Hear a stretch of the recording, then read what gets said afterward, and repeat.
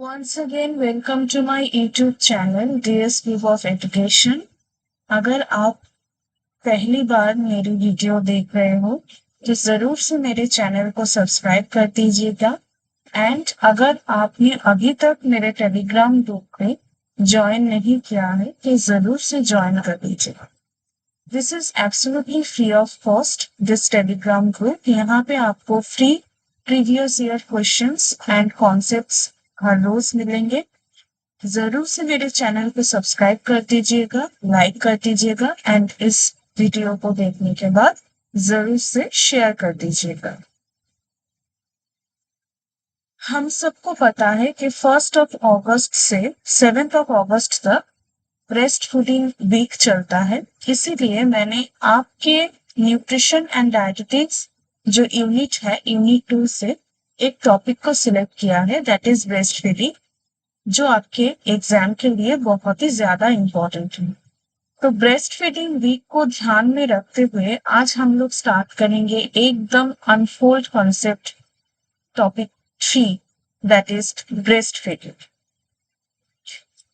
तो पहले तो हमें ये जानना है कि स्तनपान या ब्रेस्ट फीडिंग क्या है। The word nutrition is derived from nutricus, which means to suckle at the breast.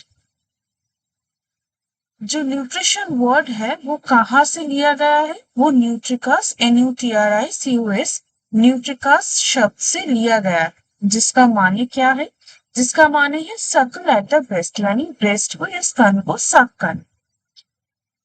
Breast milk is the natural food for the infant. जो शिशुएं होती है उनका जो एक प्राकृतिक खाद्य होता है वो ब्रेस्ट मिल्क होता है।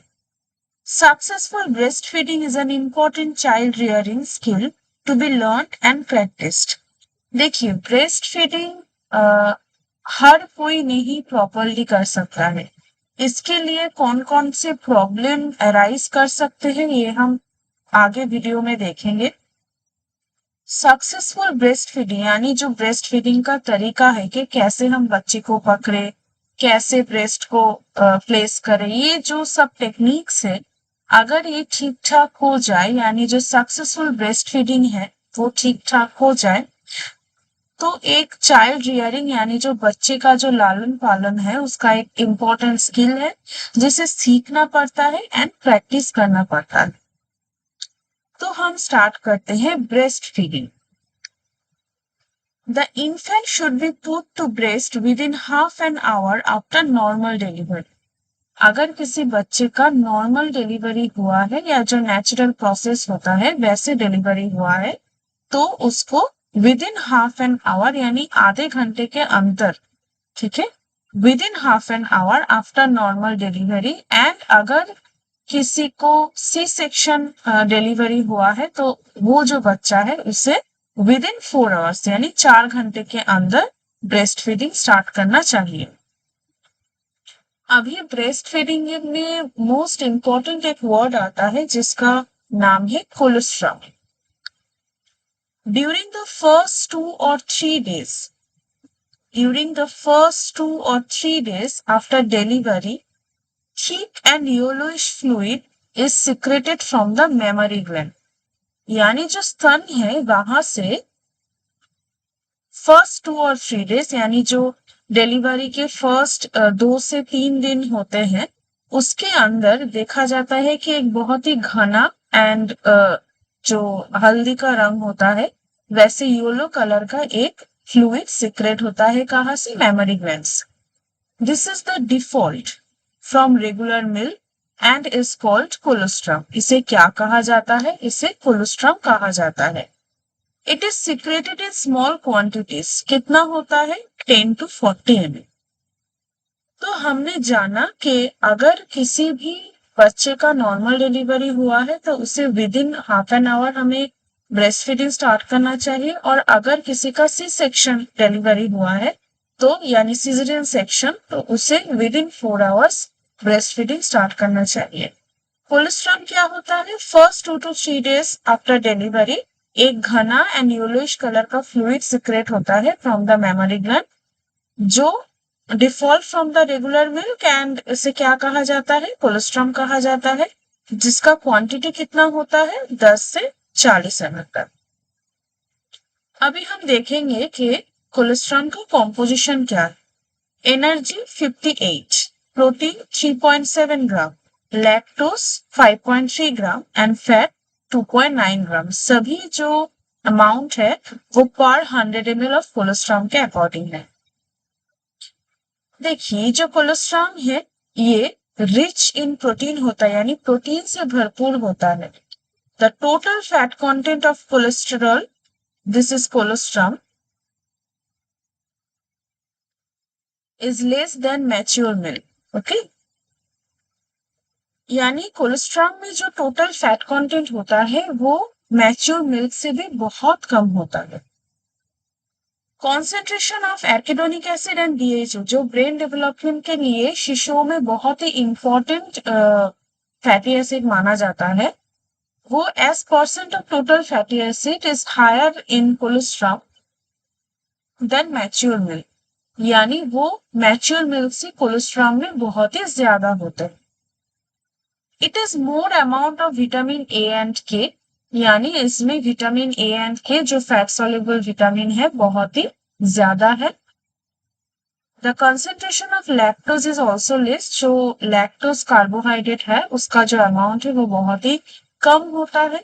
It has more pantothenic acid, biotin, riboflavin are also low, यानी ये जो विटामिन है वो बहुत ही कम होता है। The levels of vitamin C, which is also an antioxidant, same level as in mature milk, यानी mature milk में ठीक जितना विटामिन सी अमाउंट होता है कोलेस्ट्रॉल में भी बहुत ही सेम अमाउंट में होता है। Zinc content of cholesterol is 20 milligram per liter, whereas the mature milk has 2.6 milligram per liter. Just imagine ये कंपैरिजन कितना हो रहा है जब हम नॉर्मल मिल्क यानी मैच्योर मिल्क के साथ कोलेस्ट्रॉल का टैली कर रहे हैं। कोलेस्ट्रॉल में बहुत ही ज्यादा है जो मैच्योर मिल्क में बहुत ही कम है। Cholesterol is the first immunization to the infant.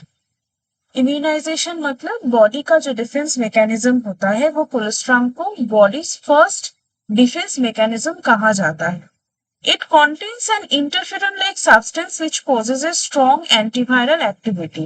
इसमें एक एंटीवायरल एक्टिविटी भी होता है जो इंटरफेरॉन लाइक सब्सटेंस से मिलता है। Cholesterol contains B12 binding protein which renders B12 unavailable for the growth of E. coli, यानी E. coli के डेवलपमेंट के लिए जो B12 binding proteins की जरूरत होती है उसे भी ये बाधा देता है। It also contains antibodies which against viral diseases such as smallpox, measles and influenza, यानी ये जो वायरल डिजीजेस है इससे बचाने के लिए ये जो एंटीबॉडीज है कोलेस्ट्रॉल में प्रेजेंट होता है। Enzymes like lysozyme peroxidase and xanthine oxidase that promote cell maturation are also found to be more in colostrum, यानी जो सेल मैचुरेशन होता है वो कहाँ से मिलता है, वो भी कोलेस्ट्रॉल से मिलता है। Cholesterol contains large quantities of protective substances and enhances the development and maturation of the baby's GI tract. Colostrum heals. Colostrum क्या करता है? Colostrum heals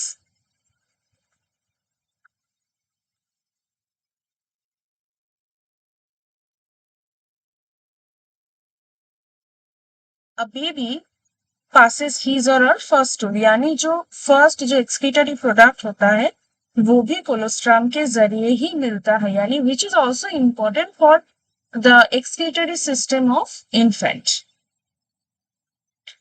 अभी कुछ इंपॉर्टेंट टर्मिनोलॉजीज है जैसे कि transition milk. During the next 2 weeks of the milk increases in quantity and changes in appearance and composition is called transition milk. आपको ये पूछा जा सकता है कि व्हाट इज ट्रांजिशन मिल्क, यानी ट्रांजिशन मिल्क देके वीक्स के जो 2 to 3 weeks कर सकते हैं, 4 to 6 weeks कर सकते हैं, पर हमें क्या करना है during the next 2 weeks the milk increases and हमें पता है कि हर वक्त कोलेस्ट्रॉल नहीं सिक्रेट होता है, ये एक सर्टेन टाइम पीरियड के लिए होता है। तो जब मैच्योर मिल्क की तरफ ब्रेस्ट मिल्क जाता है तो next 2 weeks of the milk increases in quantity and changes in appearance. उसका जो अपीयरेंस है यानी जो कलर है वो भी चेंज हो जाता है। एंड इस कॉम्पोजिशन को हम क्या कहते हैं? Transition milk. Full milk, the milk that from the start of a feed, यानी जब ब्रेस्ट फीडिंग स्टार्ट होता है,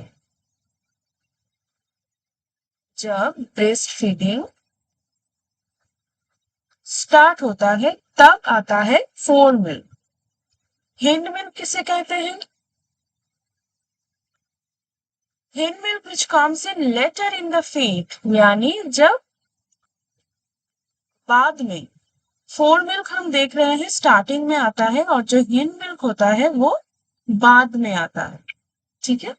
and it is also rich in fat, it satisfies the baby's hunger and supplies more energy than four milk.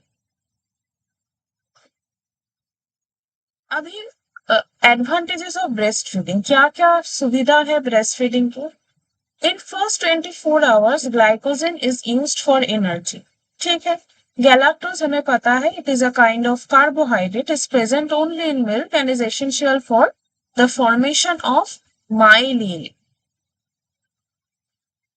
जो क्या करता है? Brain के एक पार्ट के डेवलपमेंट के लिए बहुत ही इंपॉर्टेंट है, जो क्या करता है? Transmit nerve messages.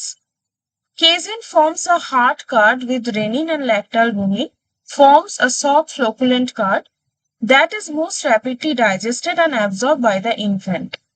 सभी ये जो केजिन है, ये जो रेनिन है, वो क्या है? प्रोटीन है। Lipids present in human milk are unsaturated fat, essential fatty acids, prostaglandin precursors, fat-soluble vitamins, steroids, phospholipids and cholesterol। जो इम्पोर्टेंट है या जो बहुत ही जरूरत है वो सभी fat and fat compounds breast milk में प्रेजेंट होते हैं। Minerals in breast milks are largely protein bound and balanced to enhance the bioavailability. और vitamin content of human milk generally reflects the nutritional status of the mother. It contains more vitamin A and C, यानी maternal nutrition। Maternal nutrition अगर proper नहीं हुआ है तो जो vitamin से उसका जो अमाउंट है वो डिक्रीज होगा या कम होगा। अगर मैटरनल न्यूट्रिशन बहुत ही अच्छा हुआ है तो तब जो विटामिन कंटेंट है वो बहुत ही ज्यादा होगा। इम्यूनोलॉजिकल बेनिफिट्स, यानी कौन कौन से ऐसे इम्यूनोलॉजिकल कॉम्पाउंड्स है जो ब्रेस्ट मिल्क में प्रेजेंट होते हैं? Macrophages, lymphocytes, immunoglobulin, lactoferrin and beetle binding protein, enzymes, fatty acids and monoglycerides and PABA, that is para amino benzoic acid. Now infant milk substitute act 1992, ये जो act है ये किसके लिए आया था? IMS cleaning bottles and instant food, जो भी रिलेटेड टू इन्फेंट फीडिंग है उसके रिगार्डिंग ये एक्ट आया था। ये लॉन्च हुआ था 1992 में, बट इसका जो अमेंडमेंट हुआ था वो हुआ था 2003 में।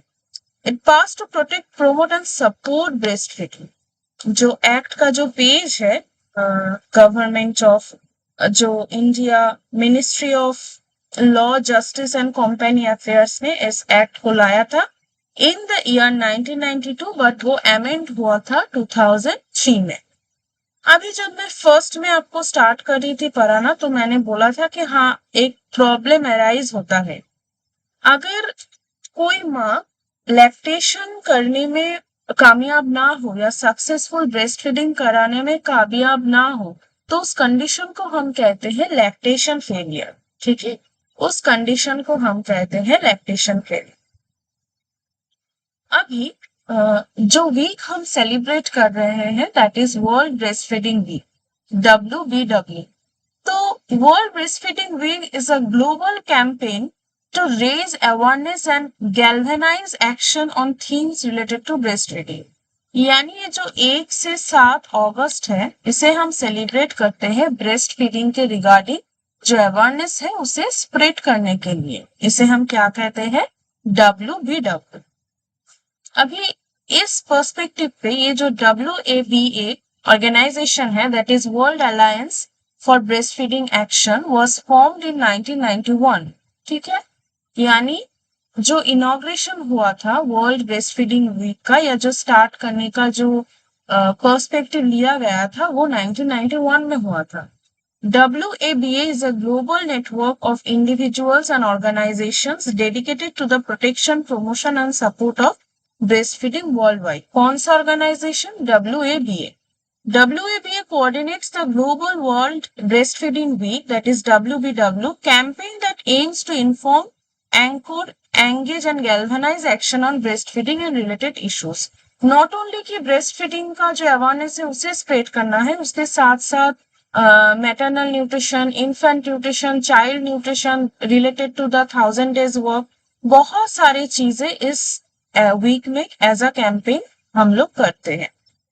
यहाँ पे और क्या कहा गया है कि since 2016 we have aligned our WBW campaign to United Nations Sustainable Development Goals SDGs. We call this WBW SDGs campaign. This is very very important कि WBW SDGs कैंपेन एक कैंपेन है जो 2016 में यूनाइटेड नेशन के साथ मिलकर start किया गया। अभी एग्जाम पर्सपेक्टिव में जो हमें पढ़ना था वो हमने डिस्कस किया, उसके साथ साथ हम और भी दो चीजें देखेंगे।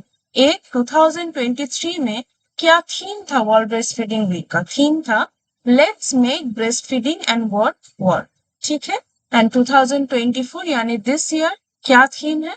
Breast feeding support for all. ये जो थीम से आपको याद रखना है, अगर एग्जाम में आ जाए तो आपको लिखना है कि ये कौन से ईयर्स का थीम है। ठीक है। आई होप दैट आज का जो क्लास था आपको बहुत पसंद आया। अगर कोई भी क्वेरी हो रिलेटेड टू दिस क्लास, आप कमेंट्स में कमेंट कर सकते हैं। मेरे टेलीग्राम चैनल में आप जरूर से ज्वाइन हो जाइएगा। यहाँ पे आपको free previous year questions and concepts हर रोज मिलेंगे। This is the Telegram link and इस क्लास की जो PDF है वो भी आपको टेलीग्राम चैनल पर उपलब्ध होंगे। आई होप कि ये क्लास आपको बहुत अच्छी लगी हो and please subscribe my channel, like and share to your friends. Thank you.